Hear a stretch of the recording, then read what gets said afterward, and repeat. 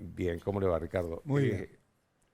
Bueno, me escuchó recién hablar con Nick, ¿no? Quisiera alguna Sí, hoy reflexión. cuando el señor ministro de Seguridad hizo el tuit ese terrible, de una gravedad institucional inaceptable, creo que fui uno de los primeros que contestó ese tuit señalando esto, señalando, digamos, el carácter de amenaza implícito que había ahí, señalando el ataque a los hijos. Y si usted quiere, el viso antisemita. Eso está ahí cuando menciona la aorta, está ahí, está en el fondo de esa cuestión. Yo creo que, además de las acciones judiciales que Nick va a hacer, a mí me parece que ha llegado el momento que la oposición le pida la renuncia. O sea, tiene que ser algo terminante. Estas cosas no, ¿cómo era que decía Mariano Moreno? Ni ebrio ni dormido. Claro. Ni ebrio ni dormido se pueden aceptar. Ahora, ¿cómo pide la oposición la renuncia? Bueno, yo supongo que en su marco institucional lo tendrán que hacer los diputados y senadores. Supongo que los candidatos tenemos que expresar nuestra opinión. Yo no he visto una cosa de esta gravedad institucional en mucho tiempo. Un ministro de Seguridad relevando dónde van los hijos de un... Si usted quiere, un columnista jocoso como Claro. es Nick. Es decir, ¿a qué extremo ha llegado usted que no soporta el humor? Ricardo, hablando del tema electoral y viendo la elección que usted hizo en el 12 de septiembre y la que hicieron también otros economistas que fueron buenas, ¿usted cree que la sociedad tiene ya una mirada más realista de la economía? Porque yo me acuerdo cuando usted fue ministro de Economía que la sociedad no aceptaba algunas decisiones suyas. A mí me parece que hay naturalmente una maduración, o sea, sobre los hechos que han ocurrido.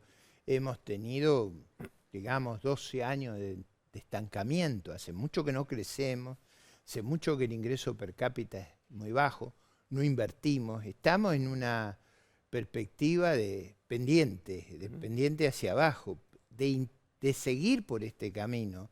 Lo único que nos espera es lo que le esperó a Venezuela, a Cuba, es decir, un sendero de empobrecimiento, digamos, de degradación.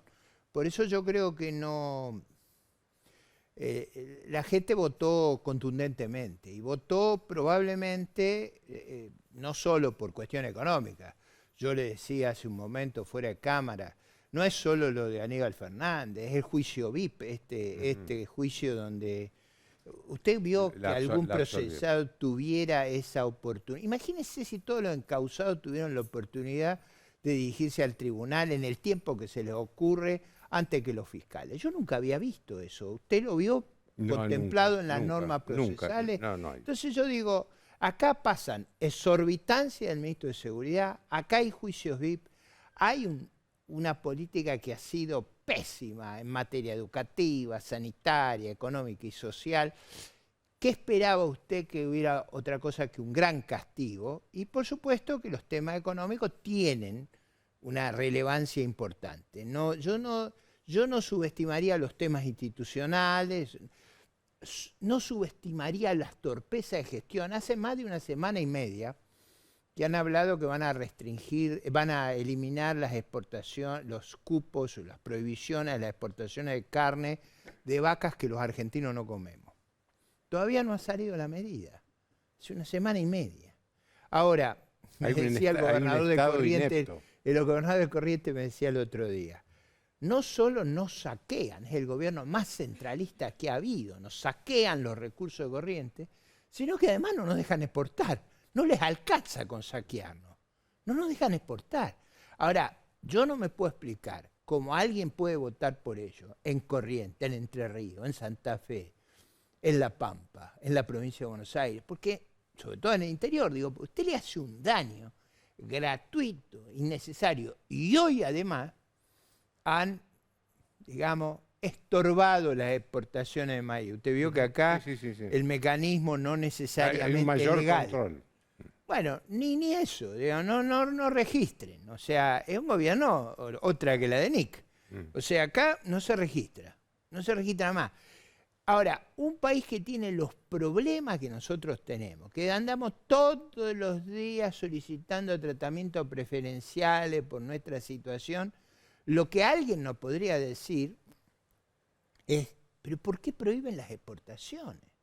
Las exportaciones de los bienes en los que tienen más ventaja, es los que generan más valor agregado.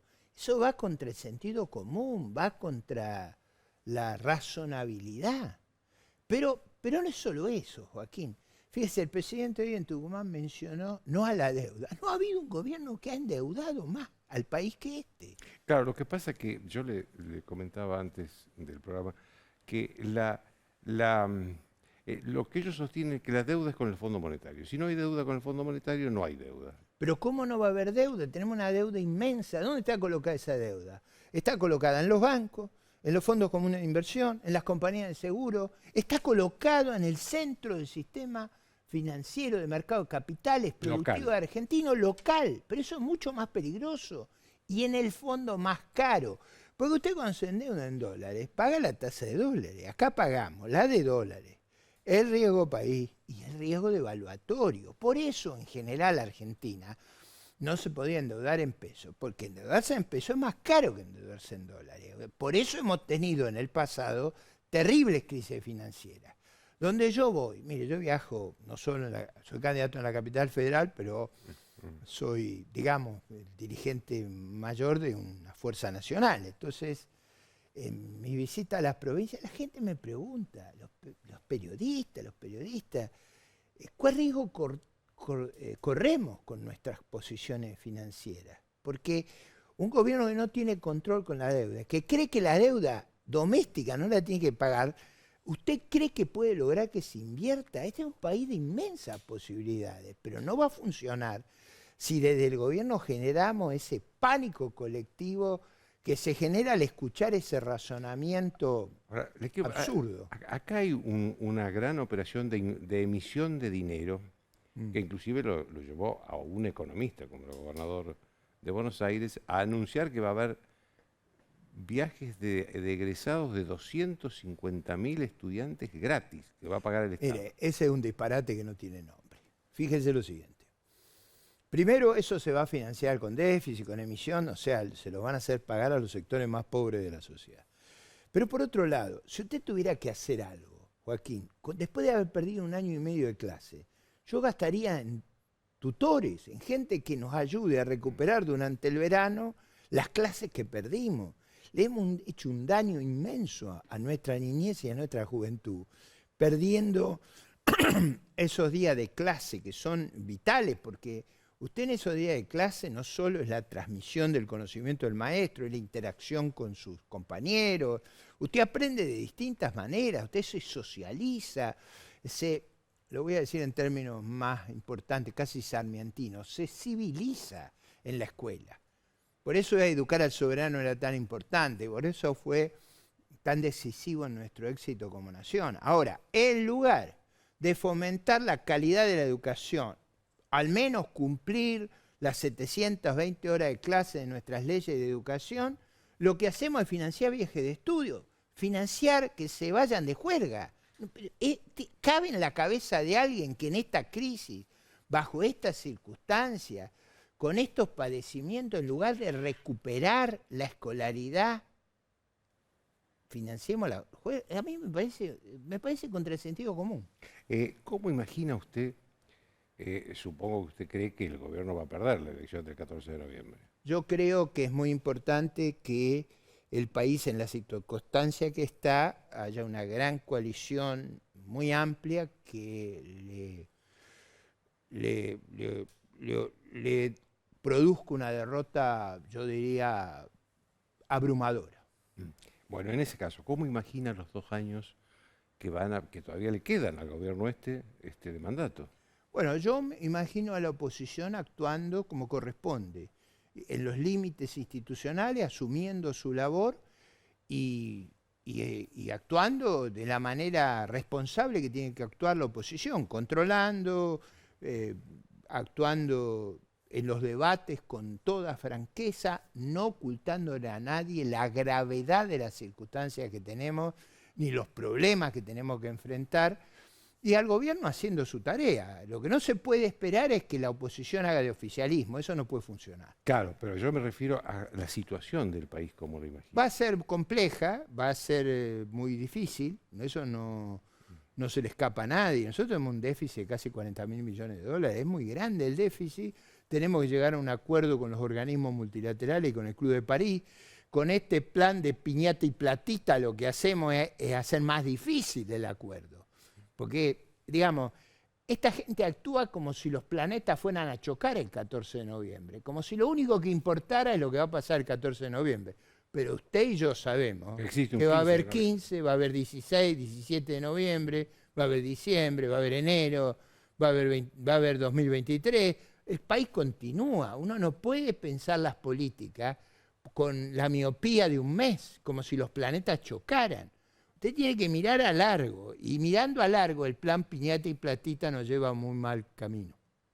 Dígame, Ricardo, hace unos pocos días un economista me dijo, este país, esta economía está necesitando un Remes-Lenikov, en recuerdo del ministro de Economía que sinceró la economía después de la crisis del 2001-2002. Que fue un sinceramiento muy duro para la sociedad. ¿Usted cree que estamos en esa situación? Yo creo que el país tiene la necesidad de enormes reformas estructurales. Yo creo que hay que decirlo con toda franqueza. El país tiene un problema serio de descapitalización, tiene un problema de mala organización económica, institucional, tiene mal puestos los incentivos. Usted en una economía capitalista necesita un mercado que funcione y un Estado que esté sujeto a un plan racional, a un presupuesto. Acá no hay presupuesto y no hay mercado por estas intervenciones. Usted, cuando la inflación acá se desborda, cambian al secretario de Comercio, no al presidente del Banco Central. Fíjese la incomprensión de la naturaleza de la inflación que hay. Por eso yo creo que el país necesita una reforma integral. Eso no, y además, cuanto antes veamos el problema con claridad y lo enfrentemos, yo creo que hay posibilidades. El resto del mundo va a estar dispuesto a cooperar con nosotros. El país tiene inmensas reservas. Por ejemplo, de gas, importamos gas en barco y de Bolivia. Tenemos 500 veces nuestro consumo. Tenemos innumerables oportunidades en todas las actividades. Ahora, no puede funcionar nada con este riesgo país, con estas locuras institucionales y con esta miopía intertemporal. Esa miopía, esa cosa de ver que el mundo termina el 14 de noviembre, es lo que nos lleva a diseñar muy malas políticas. Y fíjese otro detalle. Una de las cuestiones básicas de los liderazgos es poder soportar la adversidad. Si usted no puede, fíjese la reacción después del 12 de septiembre. Casi ponen en riesgo el sistema institucional de la República. La vicepresidente acá le da instrucciones, no solo sobre lo que ella cree que es conveniente, sino qué vocero puede tener, qué jefe de gabinete puede tener. No, le echó el vocero. Pero por eso, le digo, ¿y usted se imagina, por ejemplo, para recordar un caso, que al presidente Alfonsín le echaran a José Ignacio López por una carta? Digo, hemos desvencijado todo. Entonces, si usted me dice si hay que hacer reformas, acá hay que hacer reformas institucionales, electorales, hay que hacer reformas de los sistemas de transferencia de recursos entre la nación y las provincias, hay que reformar nuestra inserción en el mundo, hay que reformar la educación, hay que reformar todo. Se necesita un gobierno de profundas transformaciones. Esa es la gran responsabilidad de la oposición en el 22-23. Preparar un plan que esté a la altura de las circunstancias. Y ese plan va a tener que estar dotado de un gran realismo. No va a haber ningún espacio para hacer ese plan bajo la apuesta de que alguien nos va a prestar dinero. Eso no va a ocurrir. Una última pregunta, Ricardo. ¿Usted se imagina a Juntos por el Cambio unido hasta el 2023 o inclusive después? Hay varias cosas que la gran coalición opositora, a la cual yo me acabo de incorporar, con todas las críticas y muchas veces yo he sido muy crítico de su gestión en la ciudad y en el gobierno anterior. Pero me he incorporado, mi fuerza política se ha incorporado con la lógica de que el país necesita una inmensa coalición, que no es posible con fuerzas fraccionadas ofrecer la tarea que hay por delante. ¿Qué tiene que hacer esa coalición? Mantener su cohesión.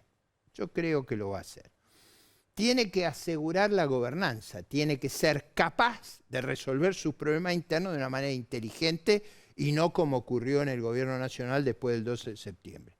Tiene que asegurar la gobernabilidad, es decir, tener en cada pueblo, ¿se acuerda cuando se decía en cada pueblo tenemos un párroco? Bueno, acá en cada pueblo, en cada lugar tiene que haber defensores de este proceso de transformación que necesariamente va a ser enorme. Tiene que tener la apertura de incorporar todo lo que se pueda, es decir, tiene que ampliarse todo lo que se pueda y por último tiene que tener un plan bien elaborado. La disputa no puede ser sobre el plan, será sobre quiénes son mejores candidatas o candidatos, cuáles atributos tienen, pero debería haber un gran consenso sobre lo que tenemos que hacer porque la situación de Argentina, la situación que vamos a recibir va a ser la de un país devastado. Le agradezco mucho, Gracias. Ricardo. Cuando volvamos, Javier Milei.